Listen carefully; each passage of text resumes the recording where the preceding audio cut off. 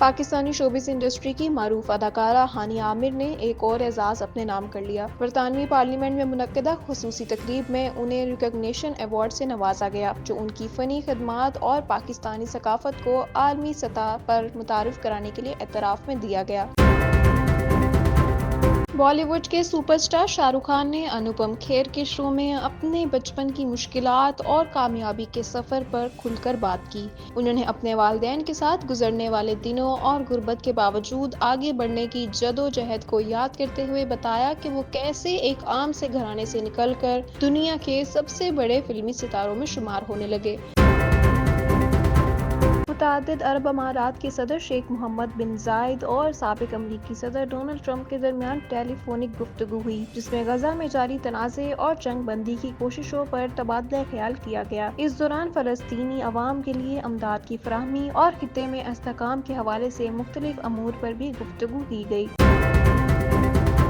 Pakistan international air lines کی نجکاری کے لیے تیز رفتار منصوبے کی منظوری۔ نائب وزیر اعظم اور وزیر خارجہ اسحاق ڈار کی زیر صدارت کابینہ کمیٹی برائے نجکاری کا اجلاس ہوا۔ کمیٹی نے PIA کی نجکاری کے لیے ایک تیز رفتار منصوبے کی منظوری دی، جس میں مینجمنٹ کنٹرول کے ساتھ 151% حصص کی ڈی انویسٹمنٹ بھی شامل ہے۔ لائک کرنا تو ایزی ہے، بات تو تب ہو جب لائک نہیں لو ہو۔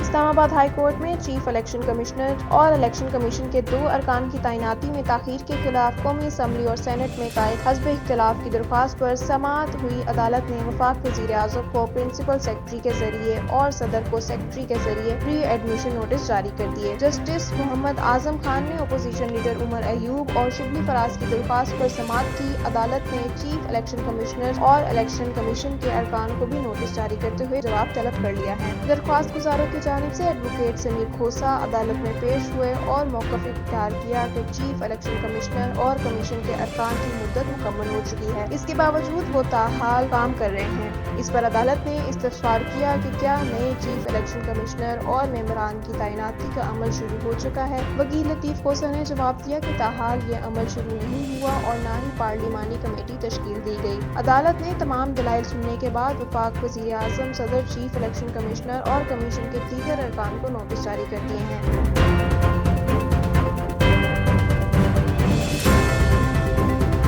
پاکستانی شوبز انڈسٹری کی معروف اداکارہ ہانیہ عامر نے ایک اور اعزاز اپنے نام کر لیا۔ برطانوی پارلیمنٹ میں منعقدہ خصوصی تقریب میں انہیں ریکگنیشن ایوارڈ سے نوازا گیا، جو ان کی فنی خدمات اور پاکستانی ثقافت کو عالمی سطح پر متعارف کرانے کے لیے اعتراف میں دیا گیا۔ ہانیہ عامر، جو انسٹاگرام پر سب سے زیادہ فالوورز رکھنے والی پاکستانی اداکارہ ہیں، ایک مرتبہ پھر سرحدوں سے باہر اپنی شناخت بنانے میں کامیاب ہو گئی ہیں۔ تقریب میں برطانوی پارلیمنٹ کے اراکین نے ان کی محنت اور کامیابی کو سراہا اور انہیں پاکستانی انٹرٹینمنٹ انڈسٹری کا درخشاں ستارہ قرار دیا۔ اس موقع پر ہانیہ عامر خوشی اور جذبات سے سرشار نظر آئیں۔ تقریب کے دوران جب ان کے بارے میں تعریفی کلمات کہے گئے تو وہ مسکراتے ہوئے بولیں کہ میں نے اپنی زندگی میں اتنی تعریفیں کبھی نہیں سنی۔ میری خواہش ہے کہ میں پاکستان کا نام یوں ہی روشن کرتی رہوں اور اپنے مداحوں کو انٹرٹین کرتی رہوں۔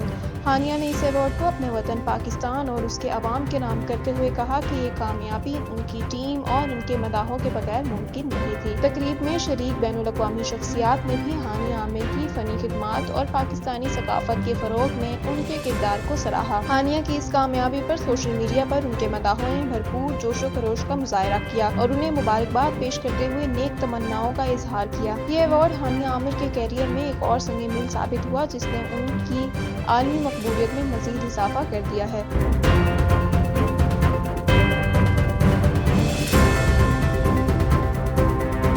پاکستان اور عالمی مالیاتی فنڈ IMF کے درمیان سٹاف لیول معاہدہ نہ ہو سکا۔ ذرائع کے مطابق معاہدے کے لیے IMF نے MEFP شیئر کر دیا۔ Memorandum of economic and financial policies میں نئی شرائط شامل کی گئی ہیں۔ MEFP پر وزیر خزانہ اور گورنر اسٹیٹ بینک ایگری کریں گے۔ MEFP کے تحت نئی شرائط پر آئندہ 6 ماہ میں عمل درآمد کرنا ہوگا۔ MEFP میں آئندہ بجٹ کلائمیٹ توانائی شعبے کے لیے شرائط ہیں۔ وزارت خزانہ کے ذرائع نے بتایا کہ دوسری قسط حاصل کرنے کے لیے MEFP شرائط ماننا ہوں گی۔ IMF کے ساتھ MEFP ایگری کرنے پر معاہدہ طے پا جائے گا۔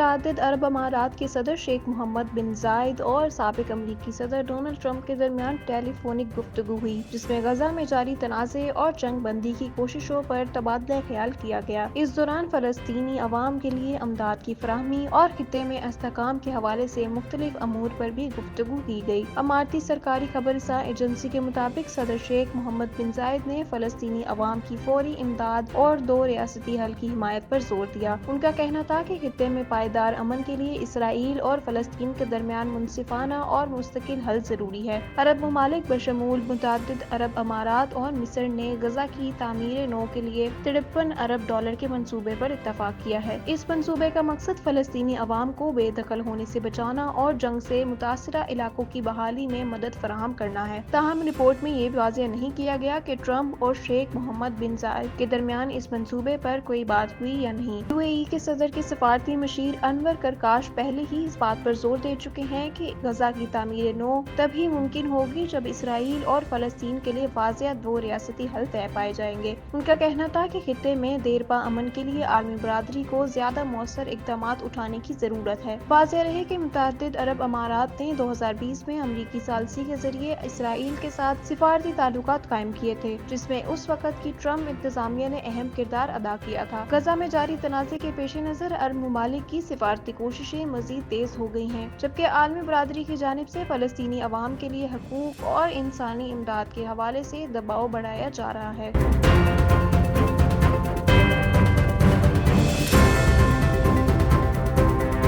پاکستان انٹرنیشنل ایئر لائنز کی نجکاری کے لیے تیز رفتار منصوبے کی منظوری۔ نائب وزیر اعظم اور وزیر خارجہ اسحاق ڈار کی زیر صدارت کابینہ کمیٹی برائے نجکاری کا اجلاس ہوا۔ کمیٹی نے PIA کی نجکاری کے لیے ایک تیز رفتار منصوبے کی منظوری دی، جس میں مینجمنٹ کنٹرول کے ساتھ 151% حصص کی ڈی انویسٹمنٹ بھی شامل ہے۔ اسحاق ڈار نے PIA کی نجکاری کے لیے حکومت کے عزم پر زور دیا تاکہ اس کی مکمل صلاحیت کو بروئے کار لایا جا سکے اور قومی خزانے پر مالی بوجھ کو کم کیا جا سکے۔ اس کے علاوہ اسحاق ڈار نے آذربائیجان کے ساتھ سرمایہ کاری کے منصوبے کی تجاویز پر ایک پینل وزارتی اجلاس کی صدارت کی۔ انہوں نے قابل عمل سرمایہ کاری کے منصوبے کے ذریعے اقتصادی ترقی کو بڑھانے کے لیے فیصلوں پر عمل درآمد تیز کرنے کی ہدایت کی۔ انہوں نے اس بات کا اعادہ کیا کہ پاکستان آذربائیجان تعلقات کو مضبوط بنانا ایک ترجیح ہے، کیونکہ دونوں ممالک مختلف شعبوں میں تعاون کر رہے ہیں۔